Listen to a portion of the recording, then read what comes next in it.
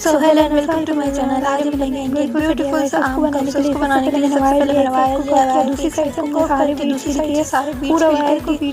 फिर उसकी दूसरी साइड पर भी हमने कव कर दिया ताकि एक लूप क्रिएट हो जाए। तो सारे बीट्स फिल करके फिर लूप क्रिएट करते। फिर हैंगिंग के लिए हमने क्या किया, यहाँ पे मैंने जम्परिंग में काउरी शेल्स ऐड करके और कुछ यहाँ पे ऐड कर दिए। काउरी शेल ऐड करने के बाद मैंने यहाँ पे लास्ट में चेन्स ऐड किए करेंगे। फिर लास्ट में इसमें चेन्स वगैरह इसका फाइनल लुक कुछ इस तरीके से कंप्लीट करूँगी। आप बताना आपको इसका फाइनल लुक दिखाती हूँ कैसा है। इसका अगर वीडियो अच्छी लगी हो तो like share subscribe and comment. आप बताना आपको वीडियो कैसी लगी, अच्छी लगी हो तो like share subscribe and comment. Also thanks for watching. For the next video.